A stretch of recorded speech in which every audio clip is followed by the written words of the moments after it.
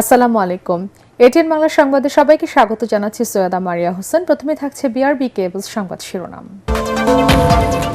গণ অভ্যুত্থানের মাধ্যমে ভোটাধিকার প্রতিষ্ঠার যে সুযোগ এসেছে তা নষ্ট হলে দেশ চরম সংকটে পড়বে। সিলেটে তারেক রহমান ধানের শীষকে জয়ী করার আহ্বান। নতুন লেবাসে ফ্যাসিবাদ ও ভোট ডাকাতরা ফিরে আসলে 5 আগস্টের মতো পরিণতি হবে। নির্বাচনী জনসভায় জামাতের আমিরের হুঁশিয়ারি, ক্ষমতায় এলে ইনসাফ প্রতিষ্ঠার প্রত্যয়। 3 নেতার মাজার ও ওসমান হাদির কবর জিয়ারতের মধ্য দিয়ে এনসিপি নির্বাচনী প্রচারণা শুরু। 10 দলীয় জোটকে বিজয়ী করার আহ্বান নাহিদ ইসলামের। নির্বাচনী প্রচারণায় মুখর রাজধানী সহ সারা দেশ। জনসংযোগ ও সভা সমাবেশে সরগরম পাড়া মহল্লা, সমর্থকদের মাঝে ব্যাপক উচ্ছ্বাস উদ্দীপনা। 7 কলেজ নিয়ে ঢাকা সেন্ট্রাল ইউনিভার্সিটি অধ্যাদেশ উপদেষ্টা পরিষদে অনুমোদন। নির্বাচনের আগের দিন সাধারণ ছুটি, ব্রিফিংয়ে প্রেস সচিব।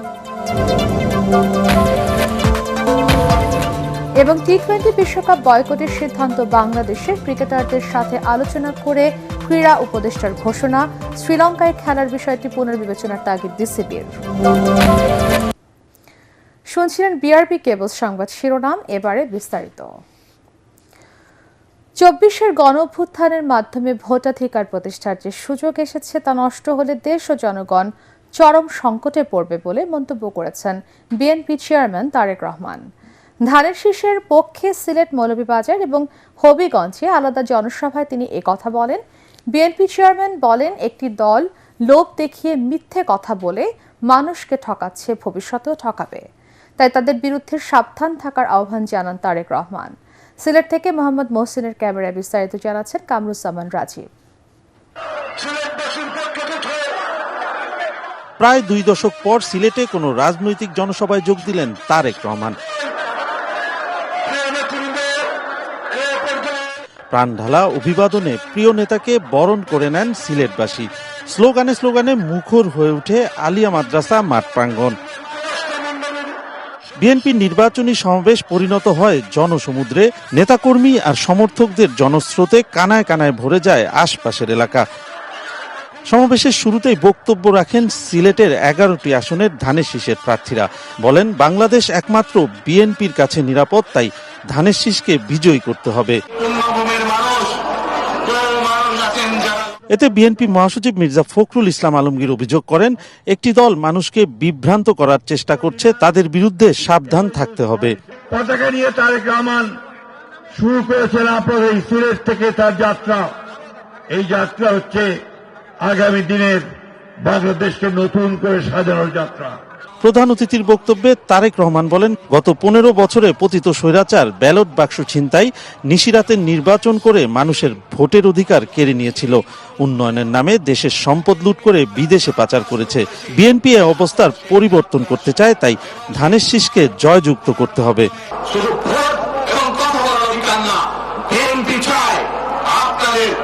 দেশের মানুষকে অর্থনৈতিকভাবে স্বাবলম্বী করে দিতে, দেশের নারী সমাজকে, মা বোনদেরকে, দেশের যুব সমাজকে, দেশের প্রত্যেকটি কৃষক সহ প্রত্যেকটি শ্রেণী পেশার মানুষকে বাংলা বিএনপি চায় আগামী দিনে ইনশাআল্লাহ সরকার গঠন করে প্রত্যেকটি মানুষকে স্বাবলম্বী করে গড়ে।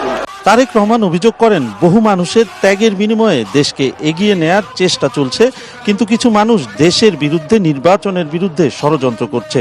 তাদের ঐক্যবদ্ধভাবে প্রতিহত করতে হবে। দোজখের মালিক আল্লাহ, বেহেশতের মালিক আল্লাহ, এই পৃথিবীর মালিক আল্লাহ, খাবার মালিক আল্লাহ। আরে ভাই, যেটার মালিক আল্লাহ সেটা কি অন্য কেউ যার ক্ষমতা রাখে? রাখে না। আগেই তো আপনাদেরকে ঠকাচ্ছে, নির্বাচনের পরে তাহলে কেমন ঠকাবে আপনাদেরকে বোঝে নেবা। একটি কুচক্রী মহল এর ভিতরে ষড়যন্ত্র শুরু করে দিয়েছে। দেশের ভেতরেও তাদের ষড়যন্ত্র থেমে নেই, কিন্তু 2024 সালের 5ই আগস্ট এই বাংলাদেশের জনগণ প্রমাণ করে দিয়েছে যে বাংলাদেশের জনগণ ঐক্যবদ্ধ থাকলে, ঐক্যবদ্ধভাবে নেমে আসলে যে কোনো ষড়যন্ত্রকে বাংলাদেশের মানুষ প্রতিহত করতে পারে। ন্যায়পরায়ণতার বাংলাদেশ গড়ে তুলতে ধানের শীষের পক্ষে সিলেটবাসীকে ভোট দেওয়ার আহ্বান জানান তারেক রহমান। পারিবারিক ঐতিহ্য অক্ষুণ্ণ রেখেই পূর্ণভূমি সিলেটে হযরত শাহজালাল ও শাহপরান রহমতুল্লাহ আলাইহির মাজার জিয়ারত করে নির্বাচনী প্রচারণা শুরু করলেন বিএনপির চেয়ারম্যান তারেক রহমান। সিলেটবাসীর সামনে তুলে ধরলেন তার দেশ গড়ার পরিকল্পনার কথা। পরিবর্তনের বাংলাদেশ গড়ে তুলতে সিলেটবাসীর সমর্থন নিয়ে তিনি জানালেন, যে কোনো মূল্যে মানুষের কাছে করা অঙ্গীকার পূরণ করবে বিএনপি। সিলেটের পর মৌলভীবাজার শেরপুর আইনপুর খেলার মাঠে নির্বাচনী সমাবেশে যোগ দেন তারেক রহমান। বলেন, গণতান্ত্রিক প্রক্রিয়াকে সুদৃঢ় ভিত্তির উপর দাঁড় করাতে চায় বিএনপি। এই যে কৃষক কার্ডের কথা বললাম, ন্যায় পরায়ণের ভিত্তিতে দেশ শাসনের কথা বললাম, দুর্নীতি নির্মূলের কথা বললাম, কিন্তু এই সব কাজগুলোকে যদি বাস্তবায়ন করতে হয়, আপনারা কি চান যে আগামী দিনে বিএনপি সরকার বাস্তবায়ন করুক এই কাজগুলো? চান? তাহলে তো একটা কাজ আছে, বলেন তো কি সেই কাজ? কি সেই কাজ? ধানের শীষে জয়যুক্ত করতে হবে, ধানের শীষে 12 তারিখে তেল মারতে হবে। গত 15 বছর স্বৈরাচার সরকার দেশকে অন্যের হাতে তুলে দিয়েছিল অভিযোগ করে তিনি বলেন, দেশের স্বার্থের প্রশ্নে কোনো আপোষ করবে না বিএনপি। এরপর হবিগঞ্জের সমাবেশে যোগ দিয়ে তারেক রহমান বলেন, 24-এর গণ অভ্যুত্থানের মাধ্যমে ভোটাধিকার প্রতিষ্ঠার যে সুযোগ তৈরি হয়েছে তা নষ্ট হলে সংকটে পড়বে দেশ ও জনগণ। কামরুজ্জামান রাজীব, এটিএন বাংলা, সিলেট। নতুন লেবাসে ফ্যাসিবাদ ও ভোট ডাকাতরা ফিরে আসতে চাইলে 5 আগস্টের মতোই পরিণতি হবে বলে হুঁশিয়ারি দিয়েছেন জামাতের আমির ডাক্তার শফিকুর রহমান। মিরপুরে নিজ আসনে নির্বাচনী জনসভায় তিনি হুঁশিয়ারি দেন। খায়রুল ইসলামের রিপোর্ট।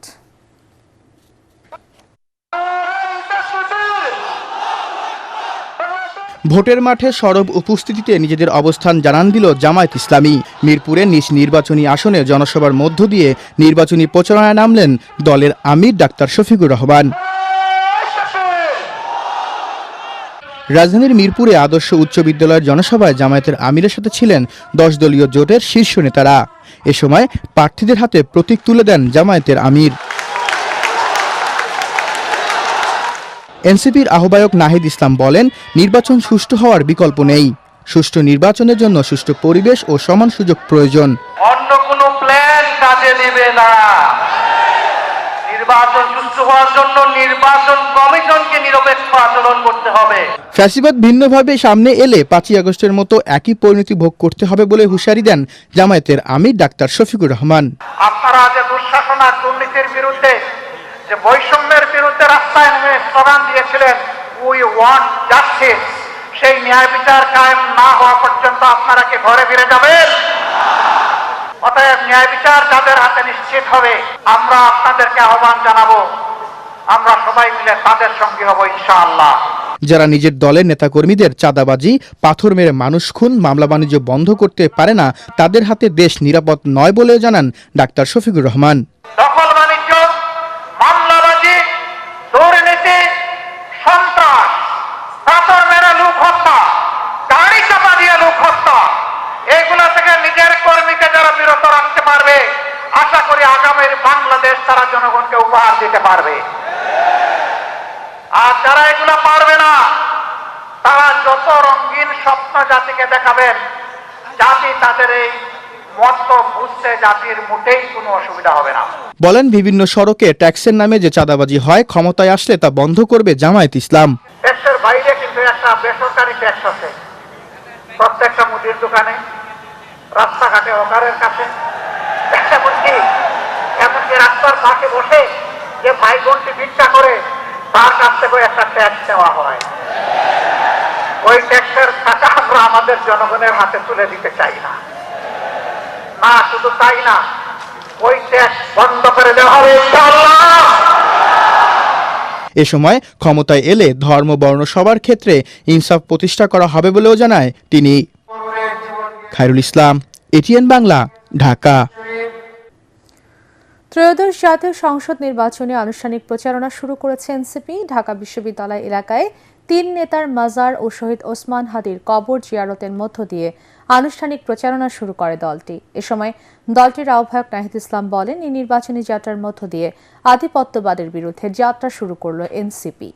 এবার নির্বাচন চাঁদাবাজ মাফিয়াদের বিরুদ্ধে বলেও মন্তব্য করেন এনসিপি আহ্বায়ক। রিপোর্ট করছেন ইয়াসিন রানা।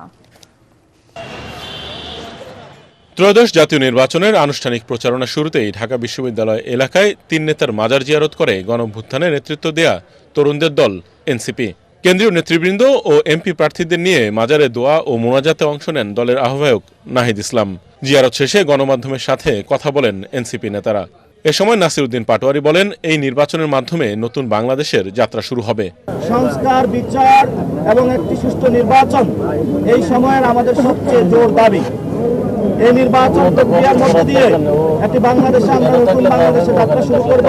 দলের আহ্বায়ক নাহিদ ইসলাম বলেন, এই নির্বাচনে জনগণের আশা আকাঙ্ক্ষা পূরণ করবে তরুণদের এই দল। 24-এর গণঅভ্যুত্থানের পরেও আমরা বাংলাদেশে নতুন করে গণতন্ত্রের ভিত্তি স্থাপন করছি এই নির্বাচনের মধ্য দিয়ে। গণভোটে হ্যাঁর মাধ্যমে সংস্কারের যাত্রাকে অব্যাহত রাখুন। চাঁদাবাজদের বিরুদ্ধে ভোট দিতে জনগণের প্রতি আহ্বান জানান নাহিদ। জাতীয় নাগরিক পার্টি এনসিপির সারা দেশে যেই 30 জন প্রার্থী রয়েছে, সেই 30 জন প্রার্থীকে শাপলা কলি মার্কায় বিজয়ী করে সংসদে পাঠান। অত্র এলাকার দুর্নীতি, চাঁদাবাজ এবং সন্ত্রাস যাকে ভয় করে এই এলাকার মানুষ কোনো কথা বলতে পারে না এতদিন, নতুন মাফিয়া এসেছে এই ঢাকা এলাকায়, সেই নতুন মাফিয়াদের বিরুদ্ধে, নতুন জমিদারদের বিরুদ্ধে নাসিরউদ্দিন পাটোয়ারি দলীয় ঐক্যজোটের পক্ষ থেকে তার কথা বলে যাচ্ছেন, ভোট চেয়ে যাচ্ছেন। এরপর শহীদ ওসমান হাদির কবর জিয়ারত করে এনসিপি নেতারা। কবর জিয়ারত শেষে দলের প্রতীক শাপলাকলির মিছিল নিয়ে শাহবাগ হয়ে মতিঝিল গিয়ে শেষ হয়। ইয়াসিন রানা, এটিএন বাংলা, ঢাকা। উৎসবের আমেজে শুরু হলো ত্রয়োদশ জাতীয় সংসদ নির্বাচনের প্রচার প্রচারণা। প্রার্থীদের নিয়ে নেতাকর্মীদের মিছিল মিটিংয়ে সরগরম রাজধানীর প্রতিটি পাড়া মহল্লা। মার্কা হাতে ভোটারদের দাঁড়ে দাঁড়ে গিয়ে দোয়া ও সমর্থন চাইছেন প্রার্থীরা। রাজধানী ঘুরে নির্বাচনী প্রচারণার খবর জানাচ্ছেন মুশফিকুর রহমান। নীরবতা ভেঙে 26-এ নির্বাচন এখন সরগরম। প্রচারণায় আর বিধিনিষেধ না থাকায় রাজধানীর অলিগলি মহল্লা এখন ব্যতিব্যস্ত মিটিং, মিছিল, গণসংযোগে। হেভিওয়েট প্রার্থীদের প্রচার প্রচারণা ও সভা সমাবেশে মুখর রাজধানীর পথঘাট। দুপুরে রাজধানীর শান্তিবাগ এলাকা থেকে প্রচারণা শুরু করেন ঢাকা 8 আসনের বিএনপির প্রার্থী মির্জা আব্বাস। বলেন, মাদক এবং সন্ত্রাসমুক্ত সমাজ গড়তে কাজ করবেন তিনি। গণতান্ত্রিক, রাজনৈতিক, সামাজিক, অর্থনৈতিক সার্বিক নিরাপত্তা এবং উন্নয়ন এলাকা থেকে সন্ত্রাস, মাদক, চাঁদাবাজি দূর করতে হবে। আজিমপুর স্যার সলিমুল্লাহ এতিমখানায় এতিম শিশুদের মধ্যে খাবার বিতরণের মাধ্যমে নির্বাচনী প্রচারণা শুরু করেন ঢাকা 7 আসনের বিএনপি প্রার্থী হামিদুর রহমান। বলেন, সুখে দুঃখে মানুষের পাশে থাকবেন তিনি। আপনাদের পাশে থাকার জন্য, সবসময় থাকার জন্য আপনারা যদি মনে করেন এই লোকটা যোগ্য লোক, তাহলে আপনার মূল্যবান এবং পবিত্র ভোটটা আপনি আমাকে দিবেন। আমাদের কাজ হবে আল্লাহকে রাজি খুশি করার জন্য। অন্যদিকে ফুটবল প্রতীক নিয়ে প্রচারণার মাঠে ঢাকা 7 আসনের স্বতন্ত্র প্রার্থী ইসহাক সরকার। আমার মার্কা ফুটবল মার্কা। আমি এই এলাকায় গণসংযোগে নেমেছি, অভূতপূর্ব সাড়া পাচ্ছি। জনগণ আমার জন্য পাশে এসে দাঁড়িয়েছে। বিএফডিসি থেকে অসংখ্য নেতাকর্মী এবং সমর্থক নিয়ে প্রচারণা শুরু করেন ঢাকা 12 আসনের স্বতন্ত্র প্রার্থী সাইফুল আলম নীরব। 24-এর গণ অভ্যুত্থানে শহীদ পরিবারের হাতে ধানের শীষ তুলে দিয়ে রাজধানীর বাড্ডা থেকে নির্বাচনী প্রচারণা শুরু করেন ঢাকা 11 আসনের বিএনপির প্রার্থী এম.এ. কাইয়ুম। নেতাকর্মীদের নিয়ে ধানের শীষের পক্ষে ভোট চান তিনি। সারা দেশে ধানের শীষে বিজয় হবে তারেক রহমানের নেতৃত্বে। আগামী দিনে বাংলাদেশ হবে বৈষম্যহীন একটি উন্নত কল্যাণ রাষ্ট্র। এছাড়া জামাত, এনসিপি সহ ছোট বড় মাঝারি সব দল প্রচার প্রচারণা চালায় রাজধানী জুড়ে। মুশফিকুর রহমান, এটিএন বাংলা, ঢাকা। উচ্ছ্বাস উদ্দীপনায় সারা দেশে শুরু হলো নির্বাচনী প্রচার প্রচারণা। জাতি, ধর্ম, বর্ণ নির্বিশেষে ভোটারদের দাঁড়ে দাঁড়ে চাইছেন প্রার্থী ও নেতাকর্মীরা। ভোটারের মন জয়ে দিচ্ছেন নানা প্রতিশ্রুতি। প্রতিনিধিদের পাঠানো তথ্যচিত্রে ঐশী গোস্বামী প্রমার রিপোর্ট। সারা দেশে শুরু হয়েছে আসন্ন জাতীয় সংসদ নির্বাচনের প্রচার প্রচারণা। চট্টগ্রামে নিজ নির্বাচনী এলাকা মাদারবাড়ি থেকে প্রচারণা শুরু করেন বিএনপির স্থায়ী কমিটির সদস্য আমির খসরু মাহমুদ চৌধুরী। এছাড়াও নিজ নিজ আসনে প্রচারণা চালাচ্ছেন জামাত সহ বিভিন্ন দলের প্রার্থীরা। তারা তাদের ভোট দিয়ে তাদের প্রতিনিধি নির্বাচন করতে চায়, সংসদ করতে চায়, সরকার গঠন করতে চায়। যারা জনগণের কাছে দায়বদ্ধ থাকবে, জবাব দিয়ে থাকবে। কুমিল্লা 1 আসনে ধানের শীষের প্রার্থী ডক্টর খন্দকার মোশাররফ হোসেন মেঘনা উপজেলায় গণসংযোগ করেন। চট্টগ্রাম উপজেলার ছুপোয়া বাজার এলাকায় নির্বাচনী সমাবেশ করেন জামাতের নায়েবে আমির ডাক্তার সৈয়দ আব্দুল্লাহ মোহাম্মদ তাহের। কুমিল্লা 6 আসনে বিএনপি প্রার্থী মনিরুল হক চৌধুরী চট্টগ্রামে সন্ত্রাসী হামলায় নিহত র্যাব কর্মকর্তার কবর জিয়ারতের মধ্য দিয়ে শুরু করেন প্রচারণা। এদিকে নাটোর সদর উপজেলার ছাতনিদিয়া হাটে আনুষ্ঠানিক প্রচারণা ও গণসংযোগ শুরু করেন বিএনপি মনোনীত প্রার্থী ও দলের কেন্দ্রীয় নেতা রুহুল কুদ্দুস তালুকদার দুলু। অন্যদিকে শহরের কেন্দ্রীয় জামে মসজিদ প্রাঙ্গণে গণসংযোগ শুরু করেন নাটোর 2 আসনের জামাতের মনোনীত প্রার্থী অধ্যাপক ইউনুস আলী। এই ছাতনিদিয়া থেকে আমরা নির্বাচনী প্রচারণা শুভ উদ্বোধন শুভ কাজ শুরু করলাম। নওগাঁয় প্রচারণায় ব্যস্ত সময় পার করছেন বিএনপি, জামাতে ইসলামী সহ অন্যান্য রাজনৈতিক দলের প্রার্থী ও নেতাকর্মীরা। নীলফামারী সদর আসনে ধানের শীষের প্রার্থী ও তারেক রহমানের খালাতো ভাই ইঞ্জিনিয়ার শাহরিন ইসলাম চৌধুরী তুহিনের নির্বাচনী সমাবেশ অনুষ্ঠিত হয়েছে। নারায়ণগঞ্জের 5টি আসনে বিএনপি, খেলাফত মজলিস, জামাতে ইসলামী, এনসিপি সহ জোটবদ্ধ বিভিন্ন রাজনৈতিক দলের প্রার্থীরা নিজ নিজ এলাকায় লিফলেট বিতরণ ও প্রচারণা শুরু করেন। ঐশী গোস্বামী প্রমা, এটিএন বাংলা। সংসদ নির্বাচন ও গণভোট উপলক্ষে ভোটের দিন ছাড়াও এর আগের দিন 11 ফেব্রুয়ারিও সাধারণ ছুটি ঘোষণা করেছে অন্তর্বর্তী সরকার। তবে শিল্পাঞ্চলগুলোতে 10 ফেব্রুয়ারি সহ 3 দিন ছুটি পাবেন পোশাক শিল্পের কর্মীরা। উপদেষ্টা পরিষদের বৈঠকে এসব সিদ্ধান্ত নেওয়া হয়। একই সাথে রাজধানীর 7 কলেজ নিয়ে গঠিত ঢাকা সেন্ট্রাল ইউনিভার্সিটির অধ্যাদেশও চূড়ান্ত অনুমোদন দেওয়া হয়েছে। বিস্তারিত জানাচ্ছেন একরামুল হক সায়েম।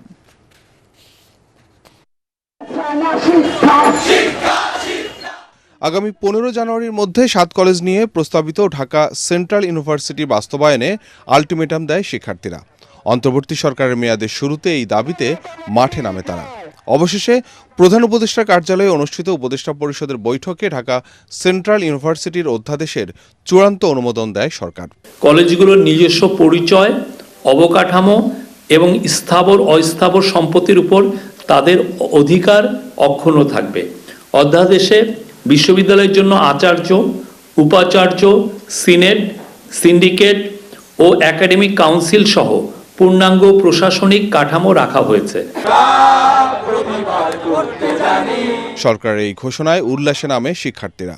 অন্তর্বর্তী সরকারকে ধন্যবাদ জানান তারা। আমাদের অপেক্ষা শেষ হয়েছে এবং আমাদের 7 কলেজ একটি নিজস্ব পরিচয় পেয়েছে। আজকে উচ্ছ্বাসে আনন্দে উচ্ছ্বাসিত হয়ে বলতে চাই যে অধ্যাদেশ যেহেতু দিয়েই দিয়েছে, ধন্যবাদ জানাই রাষ্ট্রের উদ্বোধনকারকে। তারা তাদের প্রতিশ্রুতি অনুযায়ী কৃতজ্ঞতা জানাই বাংলাদেশ সরকারের মাননীয় শিক্ষা উপদেষ্টা ডক্টর সিআর আবরার স্যারের প্রতি। তিনি তার কথা রেখেছেন। এদিন উপদেষ্টা পরিষদের বৈঠকে 11টি অধ্যাদেশ নীতিগত ও চূড়ান্তভাবে অনুমোদন দেওয়া হয়। এছাড়া জাতীয় নির্বাচনের আগের দিন সারা দেশে সাধারণ ছুটি দেওয়ার সিদ্ধান্ত নেওয়া হয়েছে বলে জানান প্রেস সচিব। এতে করে ভোটের পরের দিন সাপ্তাহিক ছুটি থাকায় টানা 4 দিন ছুটি পাচ্ছেন চাকুরিজীবীরা। আজকের মিটিংয়ে এটা অ্যাপ্রুভ হয়েছে। শিল্পাঞ্চলের শ্রমিক ভাই বোনদের জন্য এই ছুটিটা হবে 2 দিন। তিনি জানান, সর্বোচ্চ 10 লাখ টাকা জরিমানা ও 5 বছরের কারাদণ্ডের শাস্তি রেখে জুয়া প্রতিরোধ আইনের অধ্যাদেশ অনুমোদন দিয়েছে উপদেষ্টা পরিষদ। 15 ধরনের সাজা, সর্বোচ্চ অর্থদণ্ড রাখা হয়েছে 10 লাখ টাকা, সর্বোচ্চ কারাদণ্ড রাখা হয়েছে 5 বছর। একরামুল হক সায়েম, এটিএন বাংলা, ঢাকা। তার আরো সক্ষমতা বাড়বে। আগামী 1 থেকে 1.5 মাসের মধ্যে জুলাই গণ আন্দোলনে চাংখারপুলে হত্যাকাণ্ড সহ অন্তত 3টি মামলার রায় ঘোষণা হতে পারে বলে জানিয়েছে prosecution. Prosecutor Gazi MH Tamim আরও জানান, জুলাই গণ আন্দোলনে মানবতা বিরোধী অপরাধের মামলায় আওয়ামী লীগের সাধারণ সম্পাদক ওবায়দুল কাদের সহ 7 জনের বিরুদ্ধে বিচার শুরুর আদেশ দিয়েছেন আন্তর্জাতিক অপরাধ ট্রাইব্যুনাল।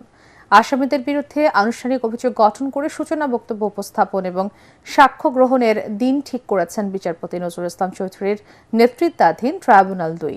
হুমায়ুন চিস্তি জানাচ্ছেন বিস্তারিত।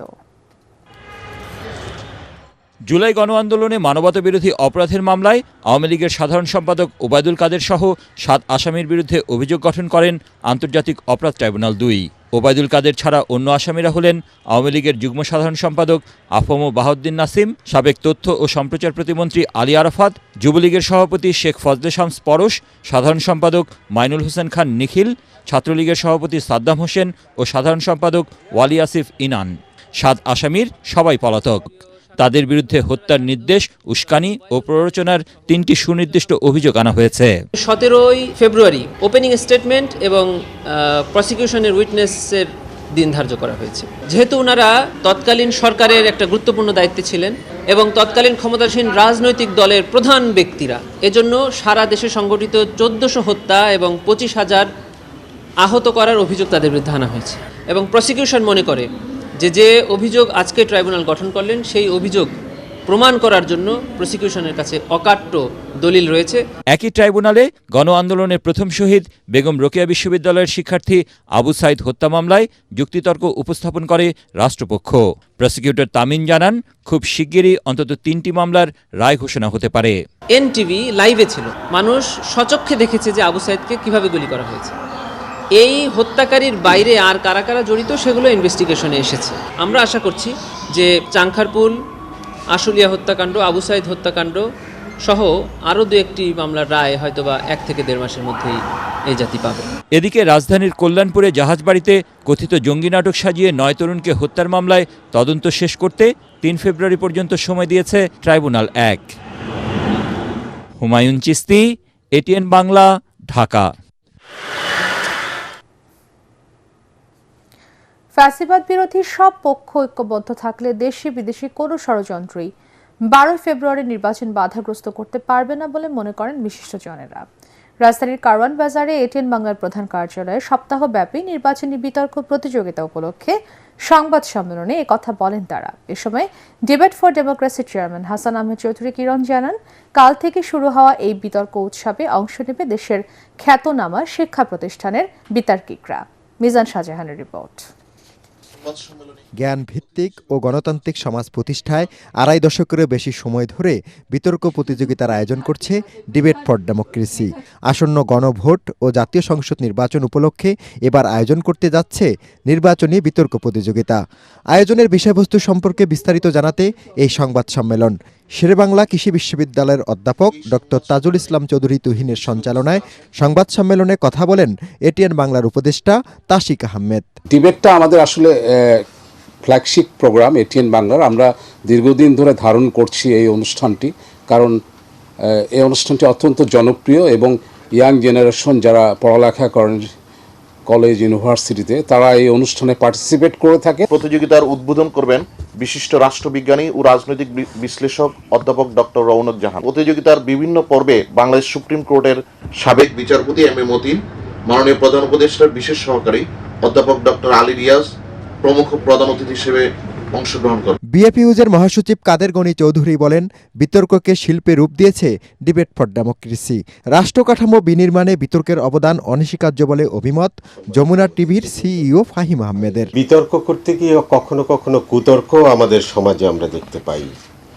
গত অনেক বছর আমরা বিতর্ককে রাজনীতিকীকরণ করতেও দেখেছি, কিন্তু আমি মনে করি বিতর্ক হওয়া উচিত সবকিছুর ঊর্ধ্বে। আমি বিশ্বাস করি এই ডিবেট জনগণ সচেতন করবে, জনগণকে নির্বাচনমুখী করবে, জনগণকে সৎযোগ্য প্রার্থীকে নির্বাচিত করার ব্যাপারে ভূমিকা রাখবেন। সভাপতির বক্তব্যে ডিবেট ফর ডেমোক্রেসির চেয়ারম্যান হাসান আহমেদ চৌধুরী কিরণ বলেন, বিএনপি জামাতের বাহাস যেন সংঘাতে রূপ না নেয়। বিএনপি জামাতে যে বাহাস দেখতে পাই, নির্বাচনের মধ্যে বাহাস থাকবেই, তবে এই বাহাস যাতে কোনো কারণে শত্রুতায় পরিণত না হয়, এই বাহাস যাতে কোনো রকম দ্বন্দ্বে পরিণত না হয়।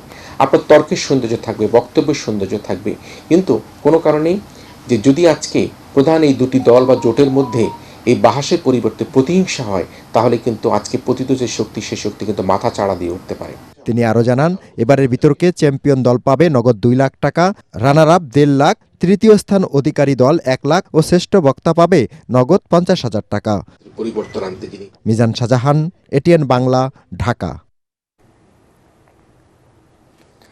নিরাপত্তার শঙ্কায় ভারতে গিয়ে টি-20 বিশ্বকাপ খেলবে না বাংলাদেশ। রাজধানীর একটি হোটেলে ক্রিকেটারদের সঙ্গে বৈঠক শেষে কথা জানান ক্রীড়া উপদেষ্টা আসিফ নজরুল। এ সময় বিসিবি সভাপতি আমিনুল ইসলাম বিকল্প ভেন্যু হিসেবে শ্রীলঙ্কায় বাংলাদেশের খেলার বিষয়টি পুনর্বিবেচনার জন্য আইসিসিকে আহ্বান জানান। আরও জানাচ্ছেন পরাগ আরমান। কঠিন সময় পার করছে বাংলাদেশ ক্রিকেট। এর মধ্যে সবচেয়ে কঠিন পরিস্থিতি তৈরি হয়েছে টি-20 বিশ্বকাপকে ঘিরে। নিরাপত্তা শঙ্কায় টি-20 বিশ্বকাপ খেলতে ভারতে যেতে চায় না বাংলাদেশ। বিকল্প ভেন্যু হিসেবে শ্রীলঙ্কায় খেলতে আইসিসিকে অনুরোধ করেছিল বিসিবি। দফায় দফায় আলোচনা করেও বরফ গলাতে পারেনি আইসিসির। স্থানীয় এক হোটেলে ক্রিকেটারদের সঙ্গে আলোচনা শেষে ক্রীড়া উপদেষ্টা আসিফ নজরুল ভারতে না খেলার ব্যাপারে নিজেদের অনড় অবস্থানের কথা জানান। আইসিসি আমাদেরকে যতই বলুক নিরাপত্তা আশঙ্কা নেই, আইসিসি নামে তো আলাদা কোনো দেশ নাই। ভারতীয় ক্রিকেট বোর্ড সরকারের একটা এক্সটেন্ডেড পার্ট, তারাই আমার প্লেয়ারকে উগ্রবাদীদের চাপে নিরাপত্তা দিতে ব্যর্থ বা অনীহ হয়েছে। তো আমরা তাহলে ওই ঘটনার পরে কি এমন চেঞ্জ হয়েছে ভারতের যে আমরা ভাবতে পারবো যে ভারতে আবার কোনো উগ্রবাদী আস্ফালন হবে না। ক্রিকেটারদের সঙ্গে আলোচনার পর ক্রীড়া উপদেষ্টা জানান আইসিসি বাংলাদেশের ভেন্যু পরিবর্তনের অনুরোধ না রেখে সুবিচার করেনি। আমরা এখনো আশা করব আইসিসি সুবিচার করবে। আমাদের যে বিশ্বকাপ খেলার যে অধিকার, যেটা শ্রীলঙ্কাতে আমাদের খেলার সুযোগ রয়েছে।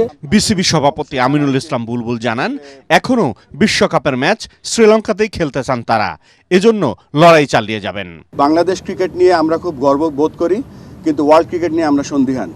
যেখানে ক্রিকেটের পপুলারিটি কমে যাচ্ছে, সেখানে আইসিসি এরকম অলমোস্ট 200 মিলিয়ন লোকের খেলা দেখার বা খেলার যে একটা প্রত্যেক দিন আমরা বিশ্বাস করতাম যে এই কয়দিন যে আমাদের প্রত্যেকটা লোক সকালবেলা উঠে শুনতে পাবে যে বাংলাদেশ বিশ্বকাপ খেলছে এবং আইসিসি বাংলাদেশের আবেদনটা মেনে নিয়েছে। গতকাল আইসিসির সভায় বিসিবি সভাপতিকে ভারতে না খেলার সিদ্ধান্ত পুনর্বিবেচনা করতে সরকারের সঙ্গে আলোচনার জন্য একদিনের আলটিমেটাম দিয়েছিল আইসিসি। তারই প্রেক্ষিতে চূড়ান্তভাবে ভারতে গিয়ে বিশ্বকাপ না খেলার সিদ্ধান্তে অটল থাকার কথা জানান ক্রীড়া উপদেষ্টা ও বিসিবি সভাপতি। পরাগ আরমান, এটিএন বাংলা, ঢাকা। রাজধানী ঢাকা থেকে দূরত্ব মাত্র 32 কিলোমিটার। আছে পদ্মা, ইসামতি, কালীগঙ্গার মতো সমৃদ্ধ নদীপথ। তবুও জনপ্রতিনিধিদের অবহেলায় পর্যটন ও শিল্পায়নের জন্য আদর্শ দোহার নবাবগঞ্জে গড়ে ওঠেনি শিল্প কারখানা। নেই গ্যাস ও ভালো মানের হাসপাতাল। শিক্ষাক্ষেত্রে প্রয়োজন ব্যাপক উন্নতির। শুধু আশ্বাস নয়, নদী রক্ষা, যোগাযোগ ব্যবস্থার উন্নয়ন করে ঢাকা 1 আসনের বাসিন্দাদের দীর্ঘদিনের দুর্দশা ঘোচাতে কাজ করবেন জনপ্রতিনিধিরা, এমনটাই চাওয়া ভোটারদের। মুশফিকুর রহমানের আরেকটি রিপোর্ট। ঢাকার শহর থেকে মাত্র 32 কিলোমিটার দূরে ঐতিহ্য, সংস্কৃতি এবং ধর্মীয় সম্প্রীতির এক অনন্য জনপদ নবাবগঞ্জ দোহার উপজেলা।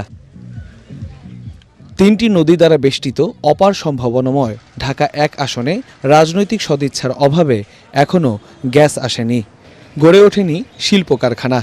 দৃষ্টিনন্দন নানা স্থাপনা ও দর্শনীয় স্থান থাকলেও পর্যটন কেন্দ্র নিয়ে নেই তেমন কোনো পরিকল্পনা। দৈন্যদশা খেটে খাওয়া মানুষের। সারটা ঠিক মতন পাই, দাম অতিরিক্ত। সুন্দরভাবে করতে পারে সবাই, সংসার চালানো খুব কষ্ট। এই আসনের বিপুল সংখ্যক মানুষ প্রবাসী। দেশের জন্য নিয়মিত রেমিট্যান্স পাঠালেও ভালো মানের স্বাস্থ্য কমপ্লেক্স না থাকায় তাদের পরিবারের স্বাস্থ্য সুরক্ষা হুমকির মুখে। একটু জটিল রোগ হলেই ছুটতে হয় ঢাকায়। অবশ্যই এখানে একটা পাবলিক বিশ্ববিদ্যালয় এবং চিকিৎসা ব্যবস্থার উন্নতি ঘটাতে হলে অবশ্যই এখানে অত্যাধুনিক একটা হসপিটাল এই অঞ্চলের জন্য অবশ্যই দরকার। আমরা এমন একটা লোক চাই যে তার কথার সাথে কাজের সাথে মিল থাকবে। এলাকার মানুষের ভাগ্য পরিবর্তনে নানা পরিকল্পনার কথা জানান ঢাকা 1 আসনের জামায়াতের প্রার্থী ব্যারিস্টার নজরুল ইসলাম। দোহা নবাবগঞ্জকে একটি আধুনিক, একটি স্যাটেলাইট, একটা ডিজিটাল নগর হিসেবে গড়ে তুলব, যেখানে সমস্ত নাগরিক সুযোগ সুবিধাগুলোকে নিশ্চিত করা হবে। অন্যদিকে নির্বাচিত না হলেও দোহার নবাবগঞ্জবাসীর সুখে দুঃখে সঙ্গী হবার কথা জানান বিএনপি মনোনীত প্রার্থী খন্দকার আবু আশফাক। উন্নত মানের কোনো হাসপাতাল এখানে নাই। এই দোহার নবাবগঞ্জে আধুনিক হাসপাতাল সব মেডিকেল কলেজ স্থাপন করার চিন্তা ভাবনা মাথায় আছে। ঢাকা জেলার গুরুত্বপূর্ণ এই এলাকার মানুষ আর বাতির নিচে অন্ধকারে থাকতে চায় না। নির্বাচনকে সামনে রেখে শুধু আশ্বাস নয়, জনপ্রতিনিধিরা এই এলাকার মানুষের নাগরিক সুবিধা নিশ্চিত করবে, এমনটাই চাওয়া সাধারণ ভোটারদের। মুশফিকুর রহমান, এটিএন বাংলা, নবাবগঞ্জ, ঢাকা। জমে উঠেছে ময়মনসিংহ ৪ সদর আসনের নির্বাচনী আমেজ। ধানের শীষের প্রার্থী আবু ওয়াহাব আকন্দ ও দাঁড়িপাল্লার প্রার্থী কামরুল আহসান এমরুলের মধ্যে হাড্ডাহাড্ডি লড়াই হবে বলে মনে করছেন ভোটাররা। তাদের প্রত্যাশা, নাগরিক সুবিধা নিশ্চিত করে যানজট মুক্ত ও পরিচ্ছন্ন ময়মনসিংহ নগরী গড়ে তুলতে কাজ করবেন এমপি প্রার্থীরা। ইয়াসিন রানার আরেকটি রিপোর্ট।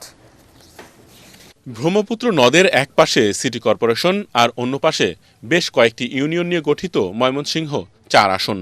শহরে নাগরিকদের সকল সুযোগ সুবিধা থাকলেও নদীর অন্য পারে বাসিন্দারা তা থেকে বঞ্চিত। এই আসনের মূল সমস্যা শহর জুড়ে অটোরিকশার দৌরাত্ম্য, যানজট, মাদক, নদী সংলগ্ন ইউনিয়নগুলোর যাতায়াত ব্যবস্থা। ভোটার হিসাবে দেখতে চাই সৎ, দক্ষ, যোগ্য একজন প্রার্থী। আমাদের এই অঞ্চলের দৃশ্যমান কোনো উন্নতি হয় নাই। উন্নত বিষয়ে দেখা যায় যে পার্ট টাইম চাকরির ব্যবস্থা রয়েছে, কিন্তু আমাদের বাংলাদেশ বা ময়মনসিংহ অঞ্চলে পার্ট টাইম ব্যবস্থা নেই। ভোটাররা বলছেন এই আসনে মূল প্রতিদ্বন্দ্বিতা হবে বিএনপি ও জামায়াতের প্রার্থীর মধ্যে। আমরা এখানে দাঁড়িপাল্লার প্রার্থী কামরুল আহসান এমরুল বলেন, জনগণ এবার পরিবর্তন চায়, চাঁদাবাজ ও দুর্নীতিমুক্ত দেশ চায়। আসলে জনগণ এখন এই 54 বছরের যে পুরাতন বন্দোবস্ত, এই বন্দোবস্ত থেকে বেরিয়ে আসতে চায়। জনগণ এখন ওপেনই বলে, আমরা রাস্তাঘাটে যাবেন, জনগণ বলে আমরা সবই দেখছি, এখন নতুন কিছু দেখতে চাই। প্রশাসনের পক্ষ থেকে কিছু আমরা সমস্যা দেখতেছি, বিশেষ করে কোনো কোনো ক্ষেত্রে মনে হচ্ছে প্রশাসন কিছু হেলে যাচ্ছে বা এরকম। অন্যদিকে জনগণের দুর্ভোগ কমিয়ে নাগরিক সেবা নিশ্চিতের প্রতিশ্রুতি দিচ্ছেন ধানের শীষের প্রার্থী আবু ওয়াহাব আকন্দ। সমস্ত মানুষ মুখিয়ে আছে ভোট দেওয়ার জন্য, এবং তারা প্রকাশ্যেই বলে বেড়ায় যে বাংলাদেশের জন্য একটাই মাত্র দল, সেটি হচ্ছে বাংলাদেশ জাতীয়তাবাদী দল বিএনপি। এই আসনে জাতীয় পার্টি, ইসলামী আন্দোলন, গণসংহতি আন্দোলন সহ 8 জন প্রার্থী নির্বাচন করছেন। যানজটের নাকাল ময়মনসিংহ শহরের পুরো অংশ। এখানে যারা এমপি হবেন তারা ভবিষ্যতে যেন যানজট এবং মাদকমুক্ত একটি শহর গড়ে তোলার ক্ষেত্রে ভূমিকা রাখেন, এই প্রত্যাশা ভোটারদের। ইয়াসিন রানা, এটিএন বাংলা, ময়মনসিংহ। শিল্পাঞ্চল হলেও খুলনার অধিকাংশ শিল্প কারখানা বন্ধ। বারবার রাজনৈতিক প্রতিশ্রুতি মিললেও খোলেনি পাটকলের দরজা। বেড়েছে বেকারত্ব, মাদক ও সন্ত্রাসী কর্মকাণ্ড। নির্বাচিত হলে অত্যাধুনিক শিল্পাঞ্চল গড়ে তোলার প্রত্যাশা বিএনপি, জামাত ও স্বতন্ত্র প্রার্থীর।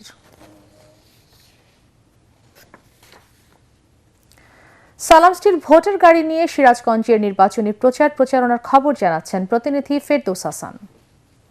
সালাম স্টিল ভোটের গাড়ি নিয়ে আমরা এখন রয়েছি সিরাজগঞ্জের কাজীপুর মোড়ে। সিরাজগঞ্জ 1 কাজীপুর আসন এটি। এই আসন থেকে আসন্ন ত্রয়োদশ জাতীয় সংসদ নির্বাচনে 5 জন প্রার্থী প্রতিদ্বন্দ্বিতা করছেন।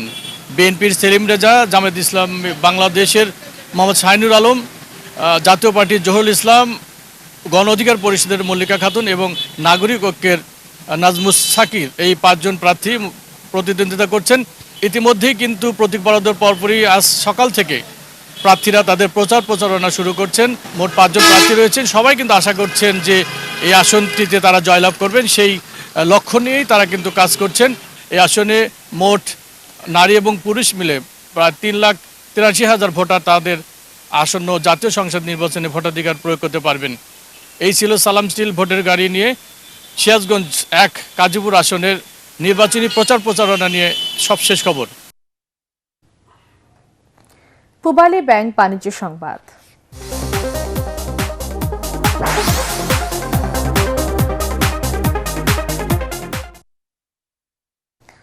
পরিবেশ ও নদী রক্ষায় কুড়িগ্রাম থেকে ভোলা পর্যন্ত পদযাত্রা করবে পরিবেশ বিষয়ক সংগঠন ধরিত্রী রক্ষায় আমরা ধরা ও Bangla mountaineering and trekking club BMTC. এ উপলক্ষে জাতীয় প্রেস ক্লাবে এ সম্মেলনের আয়োজন করা হয়। এতে সভাপতিত্ব করেন ধরার উপদেষ্টা মণ্ডলীর সদস্য মুজিবুর রহমান হাওলাদার।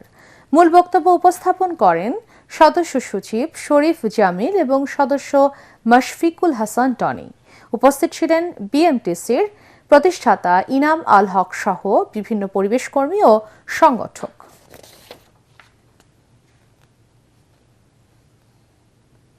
এবারে খেলার খবর।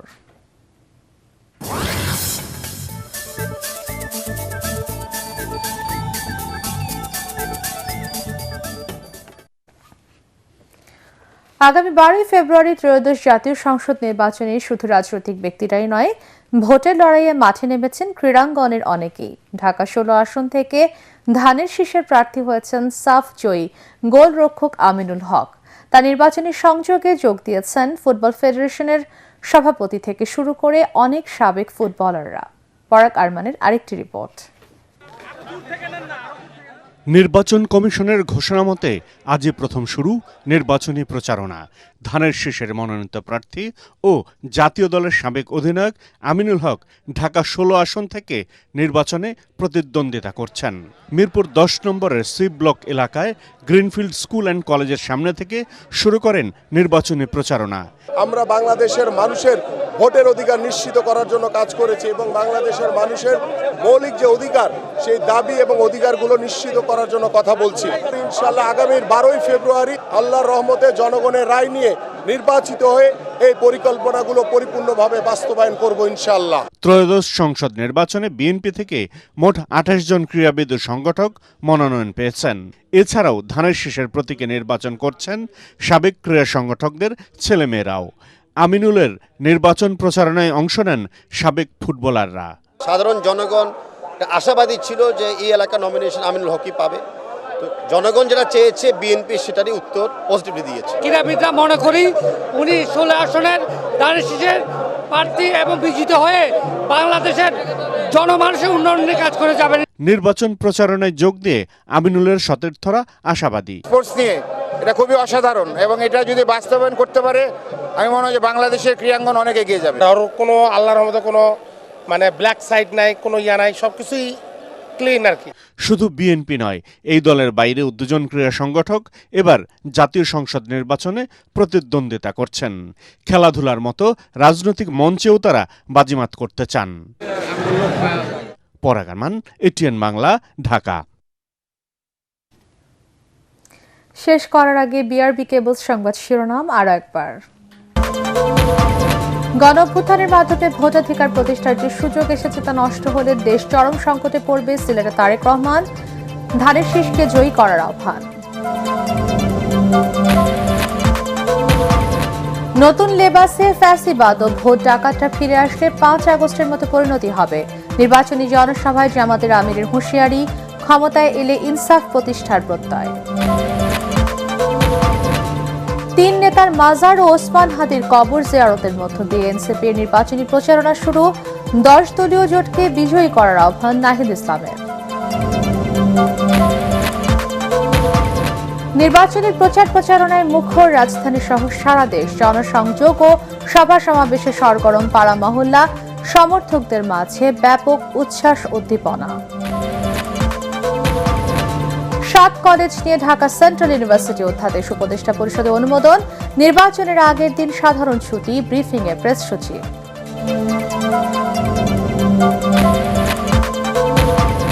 এবং টি-20 বিশ্বকাপ বয়কটের সিদ্ধান্ত, বাংলাদেশের ক্রিকেটারদের সাথে আলোচনা করে ক্রীড়া উপদেষ্টার ঘোষণা। শ্রীলঙ্কায় খেলার বিষয়টি পুনর্বিবেচনার তাগিদ বিসিবির। পরবর্তী সংবাদ দেখার আমন্ত্রণ জানিয়ে এখনকার মতো শেষ করছি এটিএন বাংলার সংবাদ। ইউটিউবে দেখতে ব্রাউজ করুন youtube/এটিএন বাংলা নিউজ। ধন্যবাদ সবাইকে।